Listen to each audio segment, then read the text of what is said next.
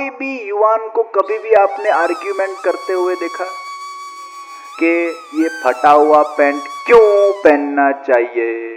नहीं, तुरंत मान लेता है वो, ये ट्रेंड है, आज का फैशन है। ले धर्म ना अंदर 10 जगह चंचुपात कर से बैठो, आम केम थाय, आम केम थाय, आम केम थाय, आम केम थाय। नहीं, फाटलू पहरते वक्त प्रश्न न थतो, धर्म के अंदर 10 जगह प्रश्न करेगा। हम लोग वो हवेली के अंदर वो पिचकारी उड़ाते हैं ना, पिचकारी वगैरह, तो सब बुद्धिशाली लोग आकर ऐसा बोलते हैं, हमको नहीं, बाहर बोलते हैं। क्या बोलते हैं? Save water save life. ऐसे पिचकारियों के अंदर पानी उड़ाकर पानी को बर्बाद करते हो, सेव वाटर सेव लाइफ। तब मुझे इन लोगों को उत्तर देने की इच्छा होती है कि अपने घर में बड़ा जक्कूजी बनाता है, उसमें 100 लीटर पानी भरता है और खुद एकदम मोटा सांड जैसा आदमी उस पर पड़ा रहता है। दोस्तों, 100 लीटर के पानी के अंदर, जक्कूजी के अंदर जब वो नहाता है तब उसको सेव वाटर सेव लाइफ याद नहीं आता है, और भगवान के मंदिर के अंदर एक तो पिचकारी अगर उड़ाने में आती तो उसको सेव वाटर सेव लाइफ याद आते। कहां का सिद्धांत है?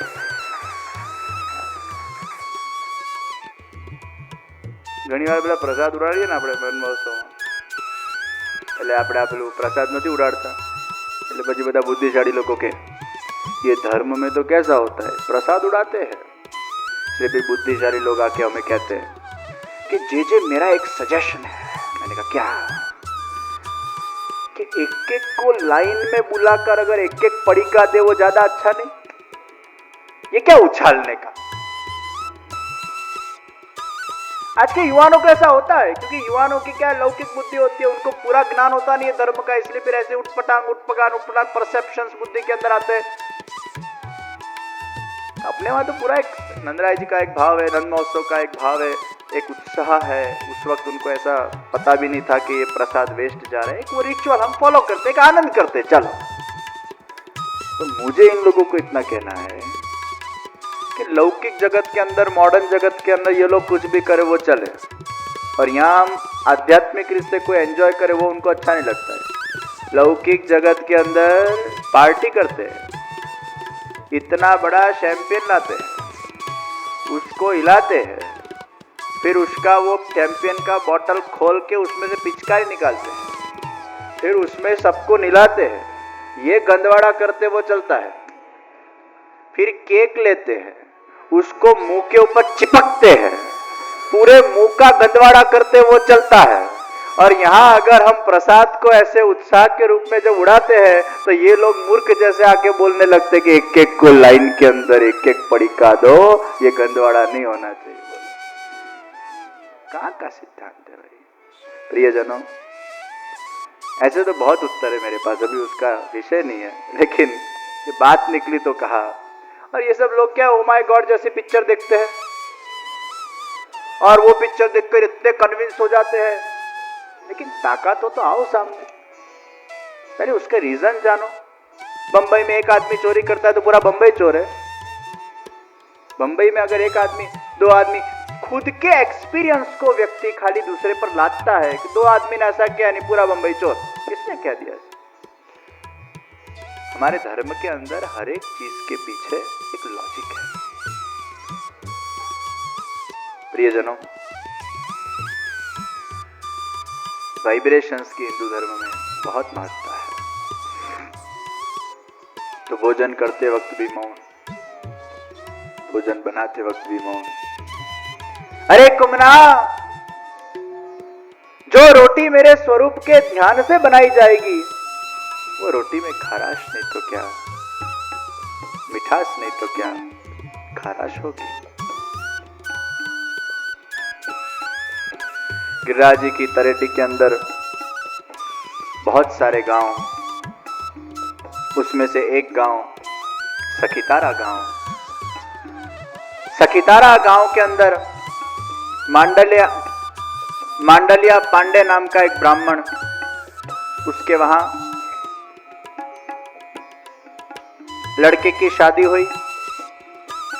नई दुल्हन का घर में आगमन हुआ और जहां नई दुल्हन घर में आई, सब लोग उसको देखने आए। हमारे वहां पहले एक रस्म थी, मुंह दिखाई। वो पैसा रखते थे, मुंह देखते थे। पूरे घर के लोग बहुत प्रसन्न हो गए। आजू बाजू के गांव के लोग भी बहुत प्रशंसा करने लगे। अरे ब्राह्मण जी, आपके वहां नई बहू ने पैर रखे हैं, आपके क्या भाग्य है, कितनी सुंदर है, संस्कारी है, सुशील है, भाग्यशाली लोगों को ऐसी बहू मिलती है। सब रस्म होने लगी, मुंह दिखाई।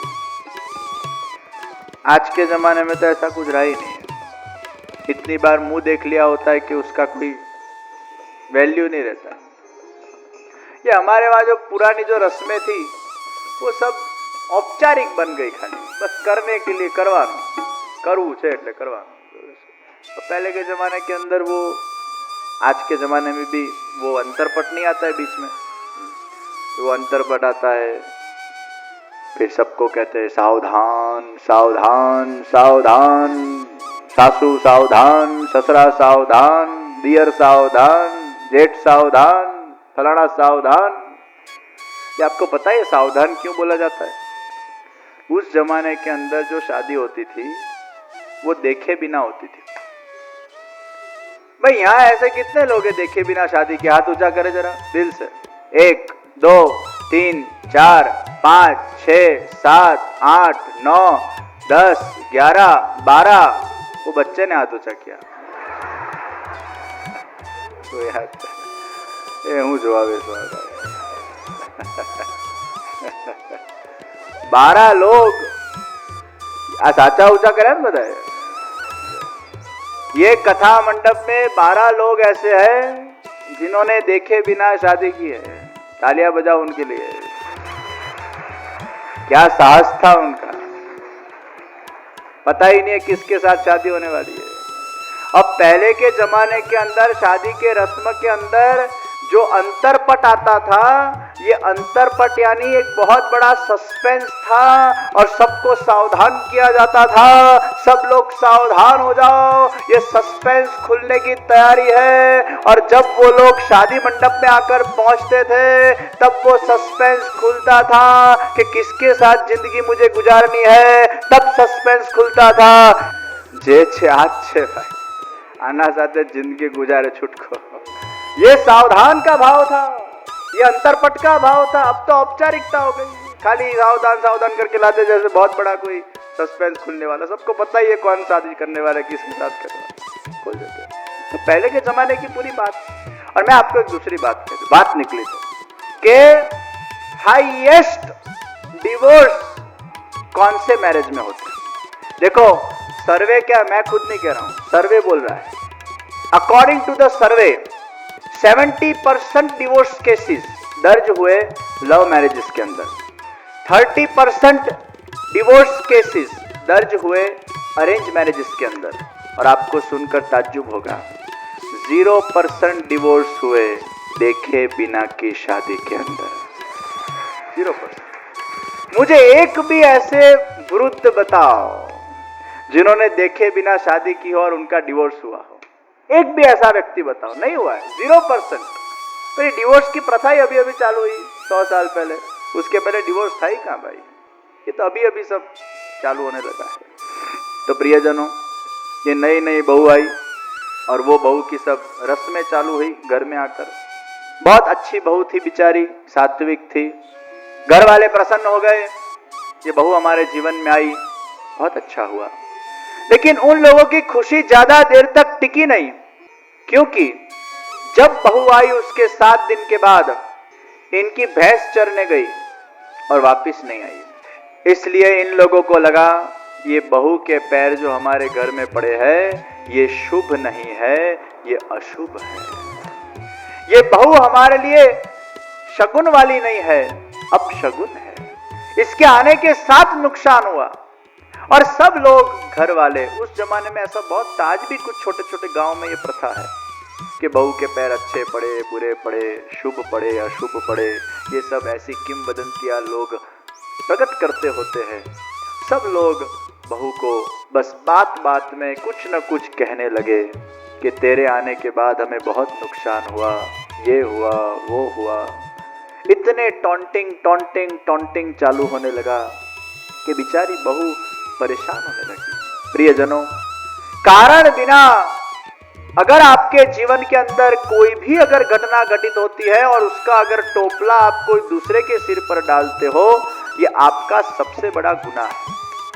इस जगत के अंदर कोई व्यक्ति विशेष या वस्तु आपको सुख नहीं दे सकती है।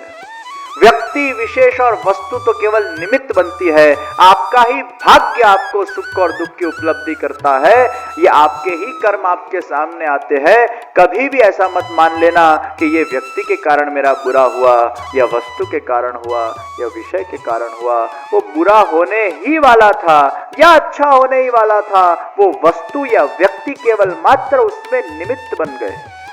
हमारे वहां ऐसा कहा जाता है कि अगर आप कोई यात्रा पर जाते हो और सामने अगर गाय आए, उसको शुभ माना जाता है कि बहुत अच्छा हुआ, तेरी यात्रा बहुत अच्छी जाएगी, गाय के दर्शन हो गए। हमारे वहां ऐसा कहा जाता है कि अगर आप कोई यात्रा पे जाते हो और वो शव आपको दिखाई दे, किसी की शव यात्रा निकलती हो, उसको हम बहुत शुभ मानते हैं। भले अशुभ हुआ है लेकिन हमारे लिए शुभ माना जाता है, वो शुभ संकेत है, यात्रा अच्छी होगी। हमारे यहाँ ऐसा कहा जाता है कोई शुभ कार्य के लिए जा रहे हो और कंकु ढुल जाए तो उसको हम शुभ मानते हैं। हमारे वहां ऐसा कहा जाता है कि आप कोई अच्छे कार्य के लिए जा रहे हो और काली बिल्ली आकर रास्ता नापे, काली बिल्ली ने रास्ता काटा और सचमुच हमारा दिन खराब गया। यानी घर पे आके काली बिल्ली पे इतना गुस्सा निकालते हैं। एक काली बिल्ली को तो मार डालना चाहिए, तोड़ डालना चाहिए, नस्ते नाबूद कर देना चाहिए। आज काली बिल्ली का मुंह मैंने देख लिया, मेरा पूरा दिन खराब हो गया। इतना गुस्सा मत करना काली बिल्ली पर, नहीं तो बेंगलोर की सब काली बिल्ली इकट्ठी होकर मीटिंग करेगी और मीटिंग के अंदर रिजोल्यूशन पास करेगी कि जब जब ये मनुष्य का मुंह हमें दिखता है, एक भी चूहा हमें मिलता नहीं है। हमारे लिए बेचारी काली बिल्ली अपशगुन, तो उसके लिए हम अपशगुन हो जाएंगे भाई। किसने कहा बिल्ली के कारण आपका दिन बिगड़ा? किसने कहा गाय के कारण अच्छा हुआ? किसने कहा कंकु ढुला तो अच्छा हुआ? किसने कहा शब्द सामने दिखा तो अच्छा हुआ? अच्छा होने ही वाला था, ये निमित्त बने। बुरा होने ही वाला था, ये निमित्त बने। आपके पूर्व जन्म के कर्मानुसार आपका कोई एक दिन बहुत अशुभ हो, खराब हो, विपत्तिवान हो, तो भगवान काली बिल्ली को प्रेरणा देते हैं कि हे मेरी काली बिल्ली, तू इसके सामने से आकर गुजर, ताकि इसको पता चले आज का दिन इसका बुरा है, उसको संभल कर जाना चाहिए। जब आपका दिन अच्छा होता है तो भगवान गाय माता को प्रेरणा देते हैं, हे गाय, तू इसके सामने आकर गुजर, ताकि इसको पता चले आज इसका दिन बहुत अच्छा है। तो बुरा दिन होता है तो काली बिल्ली बिचारी हमें मदद करने आती है, अच्छा दिन होता है तो गाय माता हमें मदद करने आती है, तो काली बिल्ली बिचारी मदद करने आती है और हम उसको ही कोसने लगते हैं। बिल्ली के कारण बुरा नहीं हुआ, बुरा होने ही वाला था। बिल्ली तो केवल आकर सूचक बन गई, निमित्त बन गई। तो हमारे जीवन के अंदर एक रेड सिग्नल में आपको गाड़ी स्टॉप करने का होता है, ग्रीन सिग्नल में चलाने का होता है, ये एक सूचक है कि वे रेड यानी स्टॉप एंड ग्रीन यानी गो। उसी प्रकार काली बिल्ली यानी स्टॉप और गाय यानी गो, ये एक केवल सूचक सिग्नल्स भगवान के द्वारा हमें दिए जाते हैं, लेकिन हम गुस्सा वो व्यक्ति, विषय या व्यक्ति पर निकाल देते हैं। ये हमारी केवल साइकोलॉजिकल एक रॉन्ग नेगेटिव बिलीफ्स है और कुछ नहीं। ये परंपरा में ऐसी बिलीफ आ गई है। तो हमारे कोई भी नुकसान होता है, उसमें अगर कोसना हो तो खुद के कर्म को कोसना, कोसना हो तो खुद के भाग्य को कोसना, लेकिन उसके कारण किसी व्यक्ति को परेशान मत करना। प्रियजनों, किसी की हत्या करनी वो तो सबसे बड़ा गुनाह है ही, लेकिन किसी के मन को मार देना, किसी के मन को ठेस पहुंचाना, किसी के दिल को दुखाना, किसी को हर्ट करना, वो भी सबसे बड़ा गुनाह है। शरीर को मारना भी एक गुनाह है तो मन और दिल को मारना भी एक गुनाह है। कभी भी किसी के दिल और मन को मारना नहीं चाहिए, हैरेस नहीं करना चाहिए, ये सबसे बड़ा गुनाह है। बेचारी बहू बहुत दुखी हुई और वो बहू ने आंख बंद करके देव दमन श्रीनाथ जी की मनौती मांगी और भगवान से प्रार्थना की है, भगवान आप तो सबकी इच्छा पूरी करते हो, आपके लिए भैंस को वापस लाना कोई बहुत बड़ी बात नहीं है। हे देवदमन श्रीनाथ जी, मैं आपके आश्रित हूँ, शरण में हूँ, आप ये भैंस को वापस ला दो, मैं 10 सेर मक्खन की मनौती लेती हूँ। और जहां भोली बहू के हृदय में से ये 10 सेर मक्खन की मनौती का भाव प्रकट हुआ, उसी वक्त जहां वो भैंस चल रही थी, वो भैंस को भगवान ने उसकी बुद्धि में प्रेरणा दे दी, वो भैंस वापस घर के अंदर आ गई। और जब वो भैंस घर में आ गई, तब तो सब सासरिया वाले लोग वो बहू को कहने लगे, अरे बहू, तेरे पैर तो हमारे लिए बहुत शुभ है, क्योंकि खोई हुई भैंस कभी भी वापस नहीं आती है। आज तू मेरे घर आई, तेरे घर में पैर पड़े तो वापस भैंस के पैर हमारे घर में पड़े, तू तो हमारे लिए बहुत शुभ है। फिर बहू को लगा ये चमत्कार करने वाले मेरे देवदमन श्रीनाथ जी हैं, जिसका कोई नहीं होता उसका खुदा होता है। ये बहू को लगने लगा ये सब लोग स्वार्थी है, मेरे से फायदा हुआ तो मैं अपनी हो गई, मेरे से नुकसान हुआ तो मैं पराई हो गई। ये जगत के अंदर जब हमारे पास पैसा होता है, प्रतिष्ठा होती है, तो लोग इर्द गिर्द घूमने लगते हैं, જ્યાં મદ હોય ને ત્યાં માખીઓ આવે, પરંતુ જોવાનું ત્યાં છે જ્યારે મદ જતું રહે ત્યારે કેટલી માખીઓ આવે છે। जब हमारे जीवन की पड़ती आती है, हमारे जीवन के अंदर खराब समय आता है, हमारे जीवन के अंदर जब हम सबसे अकेले पड़ जाते हैं, उस वक्त कौन हमारा साथ देता है? अ friend in need is a friend Indeed. उस वक्त कौन आपका हाथ थामता है? वो आपका सच्चा मित्र है, वो आपका सच्चा संबंधी है। इस वक्त बहू को लगा ये तो स्वार्थ के मेरे संबंध है, अगर कोई मेरा खुद का है तो वो मेरे देवदमन श्रीनाथ जी। फिर तो सासू माँ ने कह दिया, बहू अब विलोना रोज तुमको करना है। बहू खुश होने लगी, वाह वाह भगवान की देखो लीला कैसी है।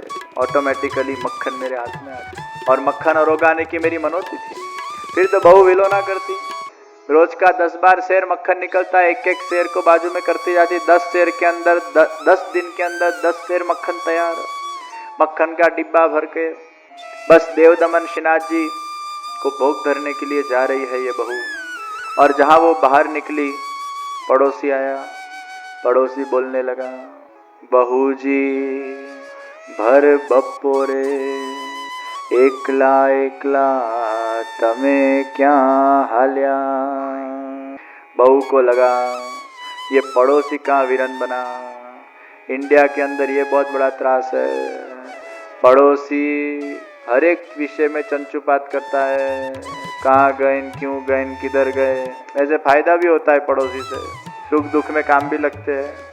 वो संदेश पेपर मंगाते थे, गुजरात समाचार मंगाते, फिर आजू बाजू में कर लेते, एक पेपर का भाड़ा भी बचा देते तो ऐसे पड़ोसी काम भी लगता है, ऐसा नहीं है। लेकिन ये पड़ोसियों को इतना कोई बाजू वाले के प्रति ऐसा कोई अहोभाव नहीं होता है। दुनिया को लॉटरी लगे तो वांदा नहीं, लेकिन जहाँ पेपर के अंदर आया कि बाजू वाले को लॉटरी लगी है, तो पड़ोसी सोचता है भगवान नसीब एक घर चुक गया, लग लग के इसको लगा। ऐसे पड़ोसियों में इतना कोई अमेरिका ने यूके अंदर सारू कोई नड़े ज नहीं है, बाजू में कौन रहते खबर ज ना हो, कोई पड़ी ज नहीं है, कौन क्या करता है अपनी दुनिया में। यहाँ सब बहू को लगा ये पड़ोसी कहाँ देख गया, अब तो बातें बनाएगा इधर उधर की, इसके करते वापस मैं घर पे चली जाऊं। अब बहू ने देवदमन श्रीनाथ जी को तहे दिल याद किया है और बहू ने श्रीनाथ जी बाबा को विनंती की, हे प्रभु आप मेरे घर के अंदर पधारो। आप तो घर घर पधारते हो और आपकी लीलाओं के अंदर, कीर्तनों के अंदर मैंने सुना है कि आप ग्वाल ग्वालिन के घर घर पर पधार कर कृपा करते हो। हे प्रभु मुझ अभागिन के वहाँ भी आप पधारो और पधार कर कृपा करो।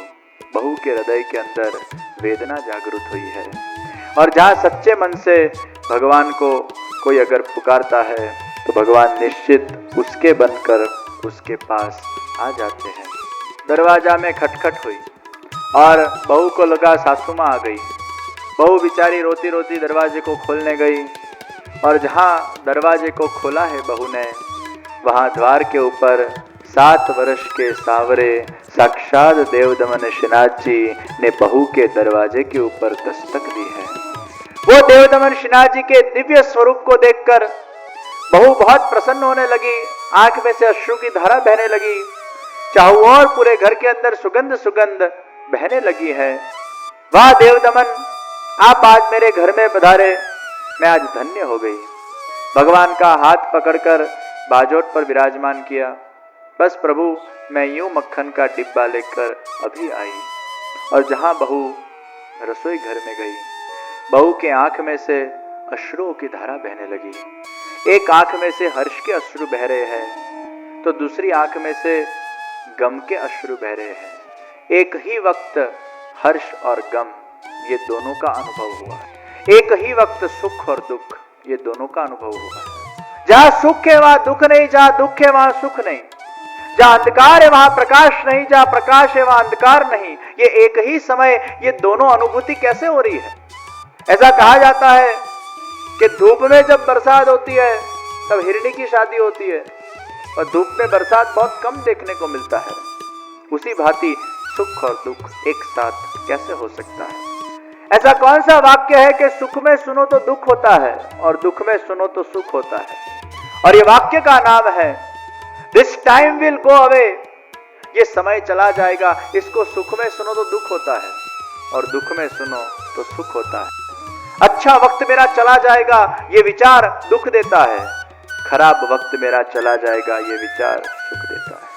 भगवान पधारे उसका सुख है, हर्ष के आंसू, लेकिन भगवान ये डिब्बा लेकर तुरंत चले जाएंगे, इसका दुख है, गम के आंसू।